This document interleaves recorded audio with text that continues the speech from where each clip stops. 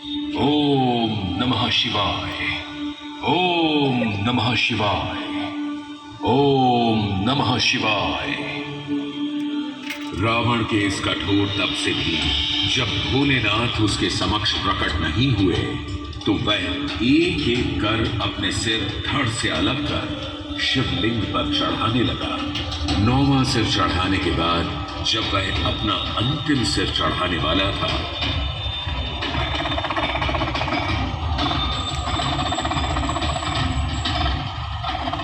उसी समय महादेव प्रकट होकर क्षण भर में उसके 10 सिरों को उसके धड़ से जोड़कर बोल पड़े।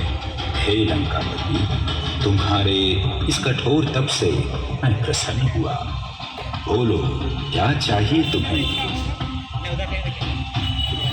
हे महादेव, इस मृत्यु लोक में मैं सब कुछ पाने में समर्थ हूं, परंतु मेरी स्वर्गाधिपति बनने की इच्छा शेष रह गई। इसलिए मैं आपके इस प्रतीकात्मक स्वरूप अर्थात कामना शिवलिंग को उठाकर अपने साथ लंका नगरी ले जाना चाहता हूं।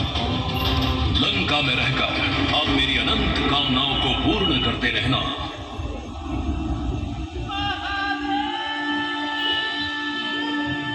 हे दशानन, तुम्हारी तपस्या से प्रसन्न हो मैं तुम्हें इसे लंका ले जाने की आज्ञा देता हूँ, किंतु मार्ग में यदि इसे पृथ्वी पर रखने की भूल की तो यह सदा के लिए वहीं विराजमान हो जाएगा।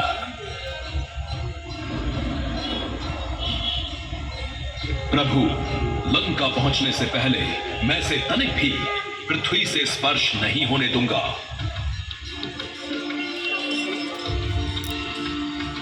भगवान शिव के इस निर्णय से सभी देवता चिंतित हो गए।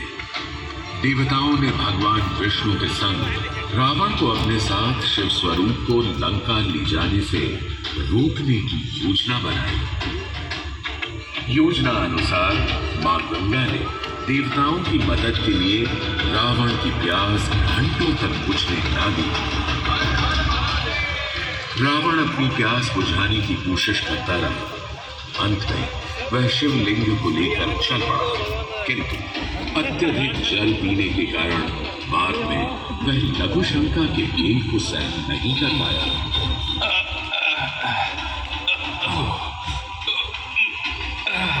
वह संथाल क्षेत्र अर्थात देवघर आते आते अपनी मदद के लिए चारों ओर देखने लगा।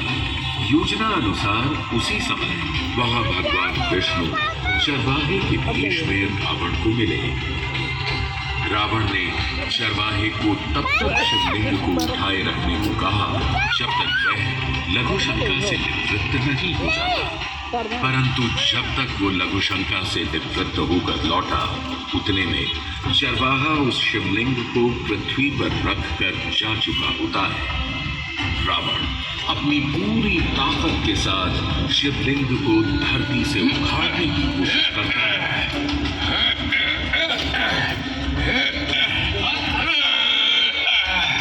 शिवलिंग को धरती से उखाड़ने में असफल रावण क्रोध से चिल्लाते हुए शिवलिंग पर प्रहार कर उसे धरती में दबाकर चला जाता है।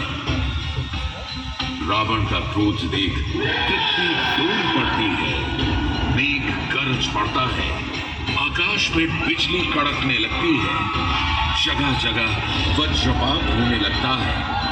विकराल आंधी में पेड़ पौधों सहित बड़े बड़े चट्टान आकाश में उड़ने लगते हैं। 10 दिशाओं में हाहाकार मच जाता है।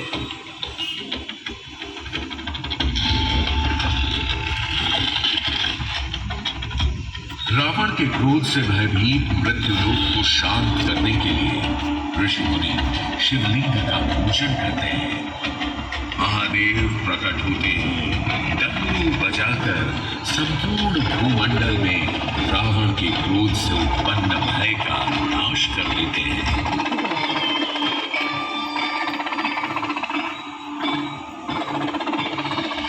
समय का पहिया घूमकर कलयुग में प्रवेश करता है। वर्तमान भौतिक संसाधन से भरी आधुनिक जीवन शैली के बीच अध्यात्म का बोध कराता देवघर का श्रावणी मेला आस्था की पराकाष्ठा को परिभाषित कर रहा होता है। प्रत्येक वर्ष की तरह इस वर्ष भी सावन में यहाँ लाखों शिव भक्तों की भीड़ उमड़ पड़ी है। इन भक्तों को कांवरिया कहा जाता है। ये शिव भक्त बिहार के भागलपुर के सुल्तानगंज में बह रही उत्तर वाहिनी गंगा से गंगा जल भरकर लगभग 105 किलोमीटर पैदल कांवर यात्रा करते हुए देवघर पहुंचते हैं और सावन के प्रत्येक सोमवार को बाबा बैद्यनाथ का जलाभिषेक करते हैं। ऐतिहासिक श्रावणी मेले में भारत के अलग अलग हिस्सों से ही नहीं बल्कि